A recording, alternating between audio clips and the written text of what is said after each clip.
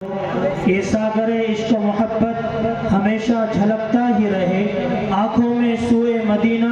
اور گنبد خضرا کا منظر گھومتا ہی رہے، لیکن ہائے افسوس ان سے مل کے مجھے رونا تھا، بہت رونا تھا،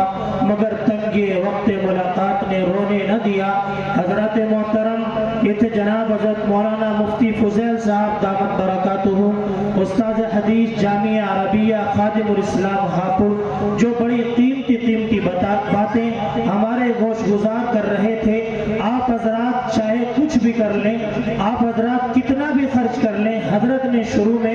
جو ہے سیرت طیبہ پر ایک روشنی ڈالی، اس کے بعد جہیز پر ایک روشنی ڈالی، لیکن آپ اپنا محاسبہ کریں، علماء یہاں موجود ہیں، بالکل آپ کتنا ہی خرچ کر لیں، اپنا سارا مال و دولت جہیز میں لگا دیں، لیکن اس کے باوجود بھی آپ کو کوئی فائدہ ملنے والا نہیں ہے۔ علماء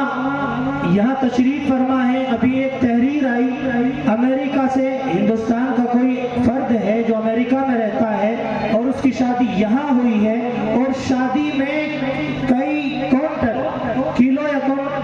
کلو سونا اور چاندی چڑھایا اور کتنا خرچ کیا، لیکن بعد میں معلوم ہوا کہ اس نے تو وہاں امریکہ میں پہلے ہی ایک شادی کر رکھی ہے، اب یہاں سے وہ لڑکی کو لے جانے کے لیے تیار نہیں ہوتا، اور پہلے وعدہ کیا تھا کہ میں لے کر کے جاؤں گا۔ تو بھائی آپ کتنا ہی خرچ کر لیں، لیکن آپ کو کوئی فائدہ ملنے والا نہیں ہے۔ آپ خرچ کریں مدارس اسلامیہ میں، آپ خرچ کریں مکاتب دینیہ میں، آپ خرچ کریں دین کی اشاعت کے لیے، تو آپ کو آج نہیں تو کل قیامت کے دن آپ کو اس کا فائدہ نظر آئے گا۔ فانی بدایونی صاحب بہت بڑے شاعر گزرے ہیں،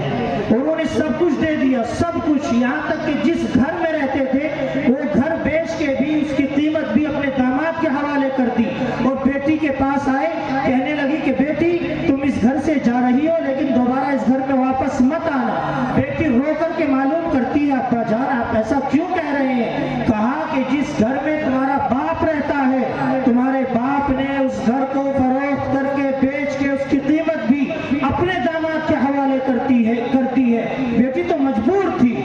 سیسکیاں لے کر کے رو رہی ہے، لیکن سسرال چلی جاتی ہے۔ چند ہی دنوں کے بعد سسرال سے خبر آتی ہے کہ ظالم سسرال والوں نے لڑکی کا قتل کر دیا ہے۔ فانی بدایونی صاحب کو جب اس کی خبر ملتی ہے تو جاتے ہیں اور بیٹی کے جنازے کے سامنے کھڑے ہو کر کے یوں کہتے ہیں کہ اب آئی یاد اے یاران جا اس نامرادی میں، کہ اب آئی یاد اے یاران جا اس نامرادی میں، فقط کفن دینا بھول گئے تھے تجھے سامان شادی میں، اگر میں 2 گز کفن کا ٹکڑا بھی دے دیتا تو میرا کیا ہو جاتا۔ اس لیے میرے بھائیوں کوئی فائدہ نہیں ہے، آپ سب کچھ قربان کر دیں، آپ حضرات اس پر توجہ دیں اور عمل کرنے کی کوشش کریں، جہیز کی لعنت کو بالکل ختم کریں۔ ہمارے اسٹیج پر بہت سارے علماء تشریف فرما ہے، ہمارے مہمان معظم جناب حضرت مولانا قاری ضیاء الرحمن صاحب محتمم جامعہ رحمانیہ شہر ہاپوڑ حضرت والا جلوہ افروز ہیں، اسی طریقے سے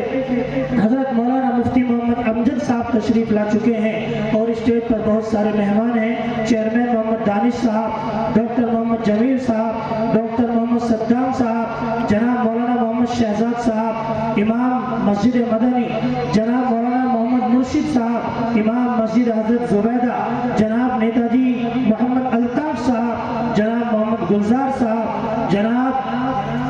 بھائی محمد یامین صاحب، ان تمام حضرات کا ہم تہہ دل سے شکریہ ادا کرتے ہیں کہ آپ حضرات اپنا قیمتی وقت نکال کر کے یہاں تشریف لائے ہیں، اور آپ تمام حضرات کا کیا آپ تمام حضرات نے اپنا قیمتی وقت نکالا ہے۔ اب میں بلا کسی تاخیر و تمہید کے اپنے مہمان مکرم کو دعوت دوں، اس سے پہلے میں ادھر دائیں جانب کھڑے ہوئے حضرات سے درخواست کروں گا، اور پیچھے جدھر ناشتہ کھانا ہے وہاں بھی بہت سارے حضرات راستے میں ہیں، بھئی آپ حضرات ادھر پنڈال میں آ کر کے بیٹھ جائیں۔ سامنے جو نوجوان ہیں اگر آواز جا رہی ہو تو برائے مہربانی بیچ میں ساری کرسیاں خالی ہیں، آپ یہاں کر کے بیٹھ جائیں۔ اب میں آپ حضرات کو ایک ایسے مقرر سے ملانا چاہتا ہوں کہ جس کو اللہ تبارک و تعالیٰ نے صلاحیت و باصالحیت سے پیوست نوازا ہے، جو جسم و جثے کے اعتبار سے بھی شیر زبر نظر آتے ہیں، جس سے میری مراد ہے مہمان مکرم جناب حضرت مولانا مفتی محمد امجد صاحب قاسمی دامت برکاتہ، محتمم مدرسہ دارالعلوم صدیق اکبر سکندر آباد سے حضرت والا تشریف لائے ہیں۔ حضرت والا کو اس شعر کے ساتھ دعوت دیتا ہوں کہ تشنہ لب چڑیا کے منہ میں گر نمی آ جائے گی، تشنہ لب چڑیا کے منہ میں گر نمی آ جائے گی، آپ کے دریائے کرم میں کیا کمی آ جائے گی، اور زمانے میں چاہنے والے آج بھی منتظر ہیں آپ کے، اگر آپ آ جائے تو خوشی آ جائے گی۔ حضرت مولانا مفتی محمد امجد صاحب۔